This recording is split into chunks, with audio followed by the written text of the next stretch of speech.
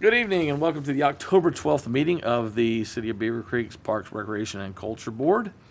I hereby call this meeting to order and ask for a roll call, please.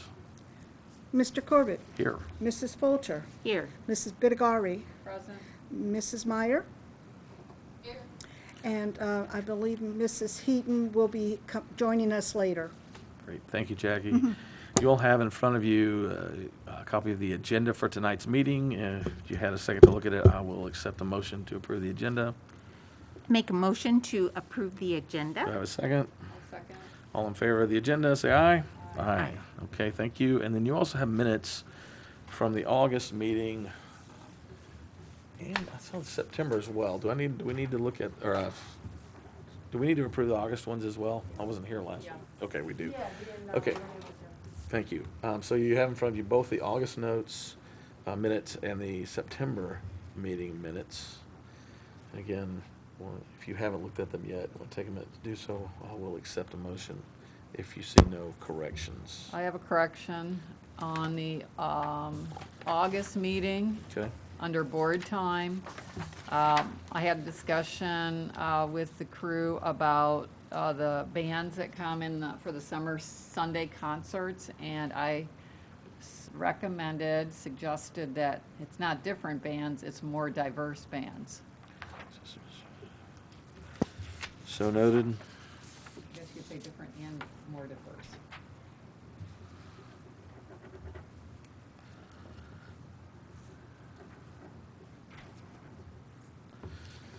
Anybody have anything else?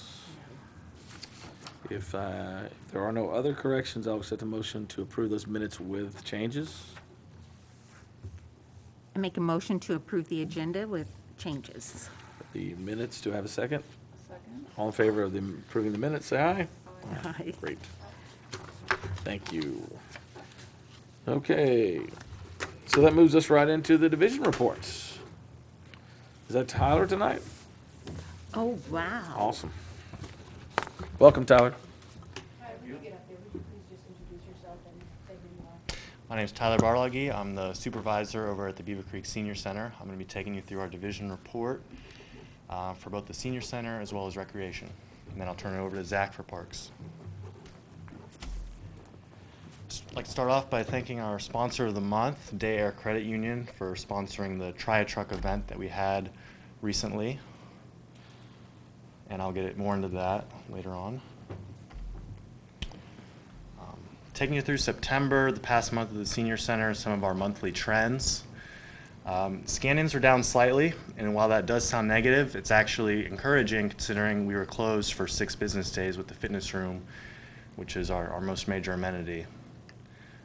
Transportation trips continued to pick up, and volunteer hours remain strong. A lot of shifts work there.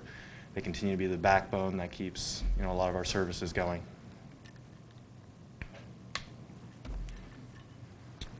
We had a game day event on September 14th with 40 members in attendance, boxed lunch and games throughout the center, like chair volleyball pictured there.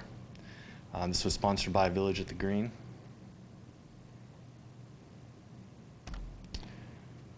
We did a Snooty Fox tour on the 22nd with 23 members in attendance. We also sent several staff members and a handful of sponsors. Trinity, Heartland, Legacy Village all chipped in to pay for the Buckeye charter bus. And this was big because this was the first trip that we had had like this since before COVID. Wow. September was also Fall Prevention Month, so we did challenges to step up for the Greene County Council on Aging's Fall Prevention Challenges, as well as with the Ohio Department on Aging's 10 Million Steps Initiative.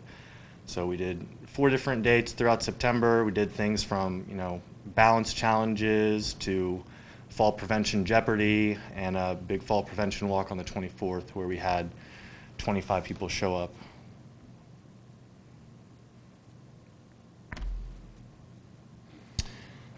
Already here in October, we did a Springfield Masonic Community Tour, 12 in attendance there, which was the max set.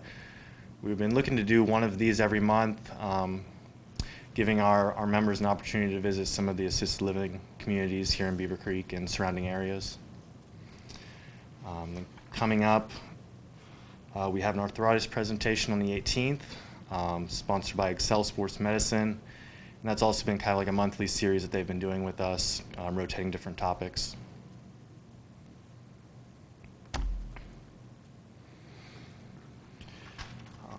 Next week on Friday, we'll bring back our annual health fair.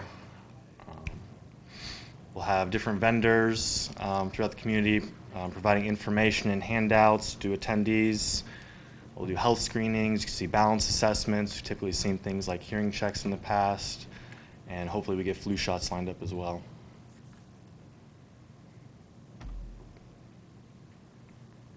And then rounding out October at the end of the month, we'll have our Halloween party back. This will be a luncheon sponsored by ProMedica Heartland, and they will also run a costume contest.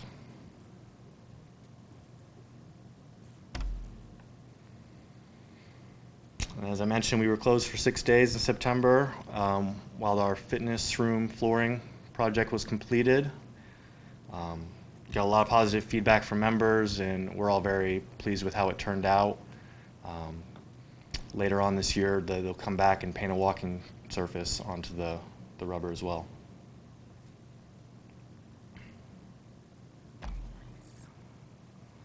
Okay, into recreation. September, they did a Learn to Kayak class. They had 9 people signed up, 7 participated, and this was ran by student instructors from Wright State University.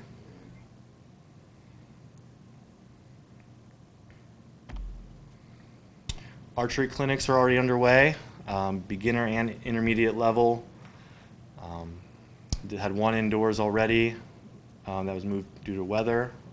8 participants with that. We'll have another one October 23rd indoors at our municipal maintenance facility as well.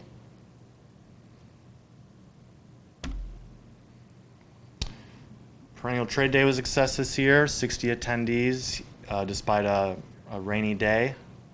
A lot of positive feedback from participants. I'd like to thank our volunteers, Cecilia Brigidaire and Lisa Green.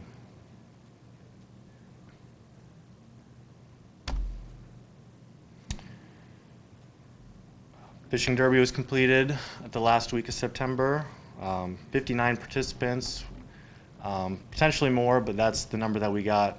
Families that submitted their photos to us to be entered into a drawing, and 6 prizes were awarded for this.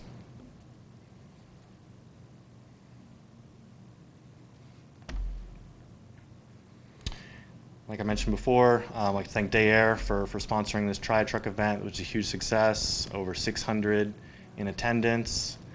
And new this year, they had a trackless train, which I imagine was a big hit with a lot of the kids.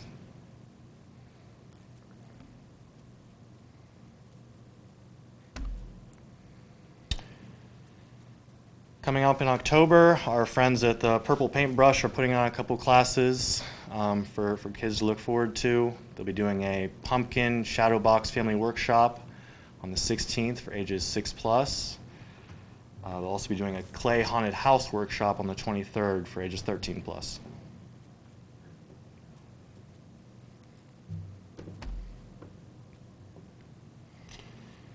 All right, lastly, some more classes to look forward to in October. We've got something for all ages, retirement planning today, Taekwondo, Drums Alive, Strollers in Motion, Yoga, Zumba, and Pound. What's that picture? Is that Drums Alive in the middle picture? That is Drums Alive. It's an awesome class. You should sign up. What do you do? You basically, like, so you got those balls and you actually have drumsticks, and she's got ribbons and stuff like that, but you like pound on the drums or on the balls with the drumsticks. And I don't dance around because I'm not that graceful, but everybody else did a much better job. But it's just like moving around and getting yourself, like getting your heartbeat going. But yeah, it's all centered around keeping the drumsticks, and I just enjoyed beating on the balls.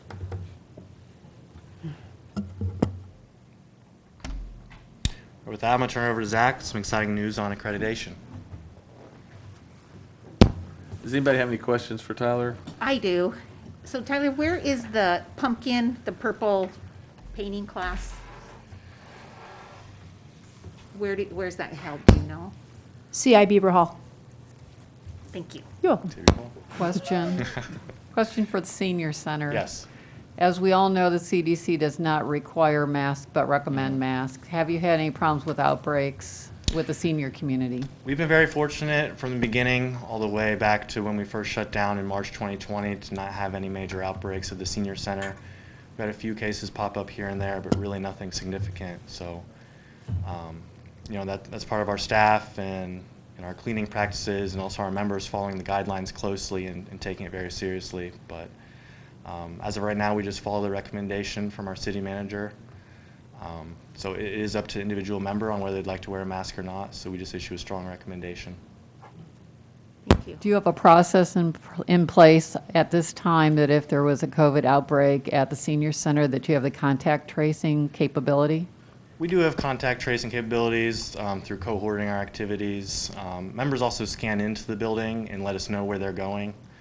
So if we ever did find out someone in a certain class had a positive case, we'd be able to tell exactly who was in that class with them and notify them appropriately.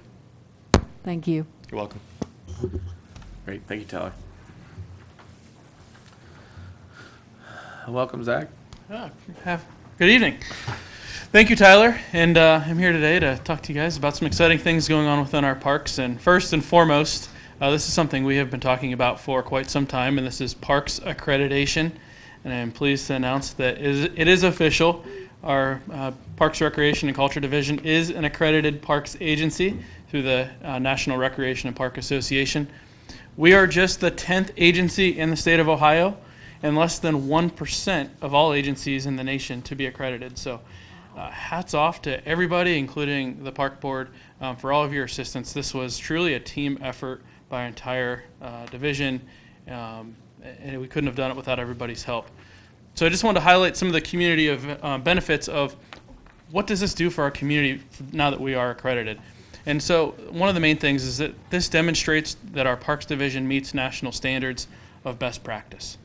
It also recognizes that Beavercreek is a great place to live, and it really helps us secure external financial support and reduce the cost for the communities. And this is primarily through grants. When we can put this accreditation seal on a lot of our grant applications, those making the decisions will look at us a little bit more favorably. It also holds our Parks Division accountable to the public and ensures responsiveness to meet their needs. And it ensures that all staff are providing quality customer service. So I'm really proud to report that we are now an accredited agency. An update on the Grange Hall bike access. Our staff today poured the concrete pad right off the bike path. Once that cures over the next few days, we will be installing a handicap accessible picnic table as well as a bike repair station. So there's, this is a nice little picnic area right off the bike path, provides ADA access. And we're pretty excited. We'll have now bike repair stations at each one of our bike hubs along Creekside Trail.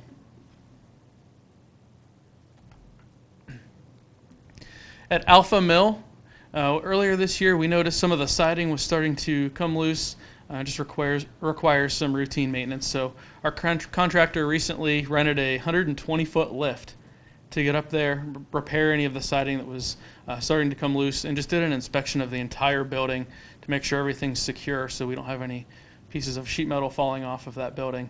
Overall, the building's pretty solid. It's intact. It's obviously not safe to be, going inside of, but the building is pretty solid. It's not going to fall down tomorrow, and the siding is all secure. And an update on the Spotted Turtle Trail. This morning was a ribbon cutting at Phillips Park for Phase 1 of 7. Rotary Park is a trailhead for this wonderful trail system through the wetlands. And in Phase 1, there's over a half a mile of new boardwalk that's further back into the wetland area. And this provides access to parts of the wetlands that were previously inaccessible. So if you get the opportunity to go back there and check out this new boardwalk, please do so. Phase 1 connects Rotary Park, Phillips Park, and all the way up through the backside of Hunters Ridge and Hunters Point neighborhood. So Pretty exciting. The Beavercreek wetlands just acquired about a 60-acre parcel of land just around Fairgrounds Road for Phase 2. So they'll be working right into Phase 2 of this project. For more information, please visit their website at beavercreekwetlands.org/trail project.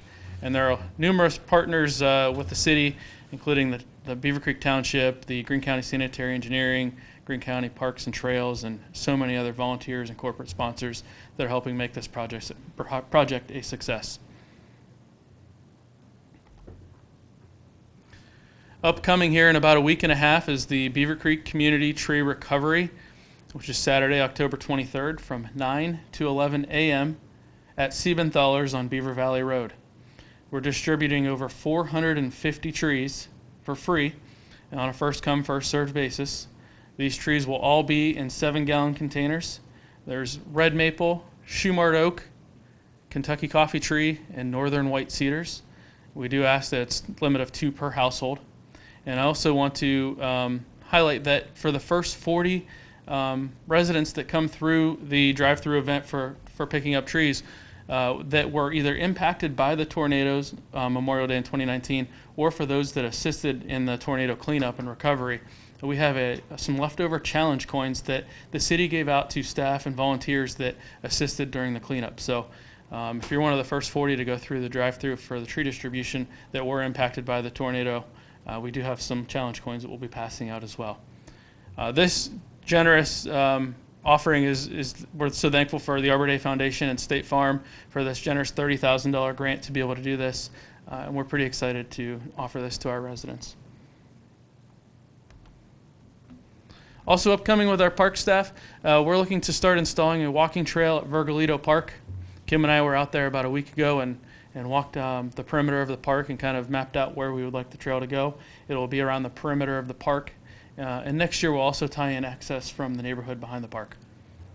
We're also going to be making some bridge repairs and renovating the bridge at Merrick Park just to allow easier access for bikes and strollers. Right now it's a kind of a 90-degree turn on the bridge, and it's accessible, but it's a little bit harder to access the park from that bridge. So we're just going to straighten that bridge decking out so it's a little bit easier to access. And coming up through the middle and end of November, we'll be planting trees within various parks and installing several commemorative benches. Just a reminder, if you are interested in a commemorative bench or memorial tree, please reach out to our Parks Department, and we'd be happy to get you more information on that process. And with that, I'd be happy to answer any questions if you have any. Zach, did you say what the timeline was for the walking trail at Virgilito? We hope to have that completed by the year's end. Yeah. Thank you. Can you explain the accreditation follow-up after this initial award? Yeah, so accreditation is good for 5 years. In 5 years, we'll have to go through the reaccreditation process. But that doesn't mean that, okay, yay, we're accredited and we're just going to stop. It means that we have to continue to go on and keep getting better. So through this process, we created several new policies and procedures. We had a lot of policies and procedures things that we've done, but maybe didn't have written down, that we created and wrote down. So now it's documenting that we're starting to implement all of those new policies and procedures and trainings. And so when the 5-year mark comes, the accreditors will come back, and we have to actually meet more of the standards than the original accreditation. So our plan is to start involving more and more of our staff and working on this through the next 5 years and having annual checkups of where we stand through the process. So this is not something that we are going to celebrate and put on the shelf. This is something that truly makes our Parks Division better, and something we'll continue to implement and work on throughout time. Do you have an annual report that you submit? Yes. Okay. Did the parks benefit from this trees program and obtain some trees also for our local parks? Yeah, so the tree giveaway that's here in a couple weeks, these are trees for private property. So the grant doesn't specifically specify that it has to be for private property, but that's the focus of this giveaway, is that these trees will go for use on private property. If there are any trees left over, we will plant them back in our parks. But I think given the good response that we've had with some of the initial release of information, I think we're going to give away all of the trees, which is truly where we want them, is back on private property to help the residents who were impacted by the tornado. So are the trees meant for people who have sustained loss from the tornado, or is it for everybody? It's for all residents of the city and township in Beavercreek. Okay. Last question is about those benches. Yeah. How do you advertise that to the public? Because I've never heard of that before. Yeah, so it's on our city website, but we also have recently put it in the In Touch. We've had some Facebook posts. It went out once recently in our fall newsletter, and we did get some interest in that recently. We've had several inquiries and several benches and trees that have been ordered this fall, I think tied to some of those advertisements that we've had. Can you give us an like a cost range? Yeah, absolutely.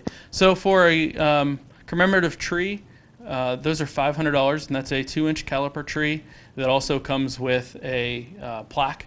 And we will work with you on the selection of tree species, the park that you would like to place that tree at, as well as the location. We'll work with you on the best tree for that park. The benches cost $1,200. That includes the metal park bench on a concrete pad and a bronze plaque set on the concrete. And again, we will work with whoever's donating that to the park system, which location and which park that bench is going to be installed. Thank you. Yeah. Any other questions for Zach? Thank you. Thanks. All right.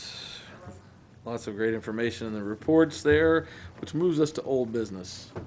And, we continue to work on volunteer program, and I appreciate everybody. I was late today, so I appreciate everybody moving forward on that. We've got plans well in hand for our annual event that will be April 28th this coming year. And if you pay attention to your In Touch, you'll see a notification about volunteer recognition program that we're putting in place starting in the spring.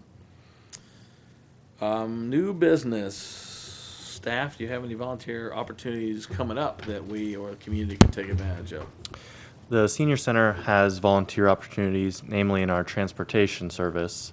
We're looking for drivers and escorts, especially as we get into our winter months and start to lose some of our snowbirds.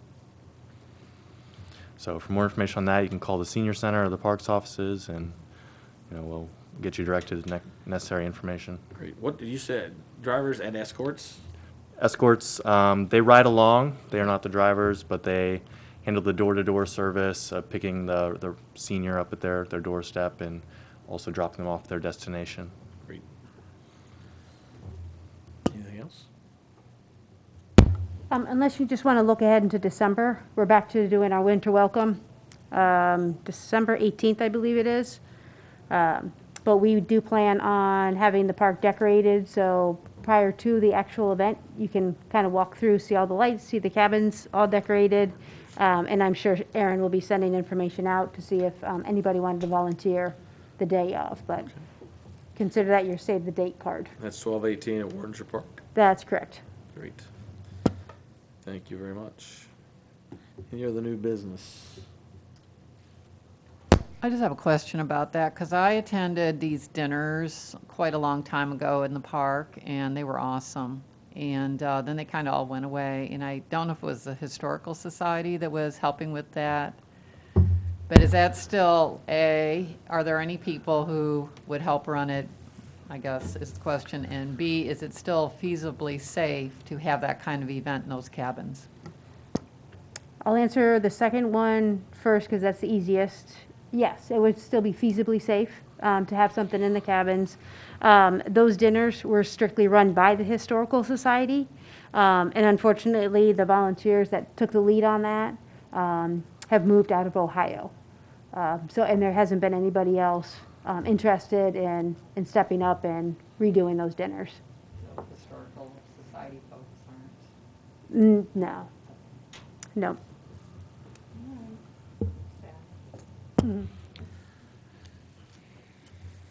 All right, I see no unscheduled visitors this evening.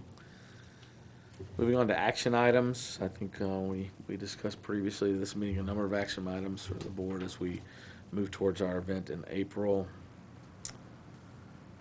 Nothing else, which leads us into board time. And how about Sharon? Do you have anything for board time? I don't have anything particular other than just saying thank you for, there's a lot that goes on. I mean, it looked like it was great events for Try a Truck and the fishing derby that, wow. As well as what goes on at the senior center. So thank you to our park staff that work so hard. Cecilia? I don't really have anything to say. The fishing derby, I went down there, and I just want to say that those fish were starving because the kids were catching the fish like crazy. All they had to do was put their line in the water, and they got something. And they were little bluegills, it looked like. I'm not really good on fish, but they were having a blast with that. And though they were sad that they were not like a couple feet long, or you know what I mean. So anyways, it was a good event, and the parents and the kids seemed to have a lot of fun with that. That's my kind of fishing right there. Yeah, I wanted to add, well, repeat congratulations on Capra. I know that's a monumental task. I know Zach played a big part in the leadership of that, and all the staff was involved. But congratulations again, and just another reason why we're so proud of the program staff that we have here in Beavercreek. So, and then I'm excited about the Spotted Turtle Trail. I'm gonna hope to get out there before it starts getting cold. I want to see the new boardwalk, and I'm glad the city partnered with the wetlands folks to be a part of that project moving forward. 'Cause it's a nice addition to our community. So, good stuff. If we have nothing else, then I would accept a. Oh, Candy, I forgot about you over there. Board time, Candy. Well, you took all of my things, Eric. Those were the two things I was going to say. I take it back. Same thing. Congratulations on Capra, and I'm excited about the Spotted Turtle Trail. I think it's great. I can't wait till it's fully completed to see the whole trail, but it looks like a great start from the pictures I've seen. So, yay. Thank you, Candy. And if there's nothing else, I would accept a motion to adjourn. So motion, do I have a second? Second. All in favor of adjourn, say aye. Aye. Motion carries. Meeting adjourned. Thank you.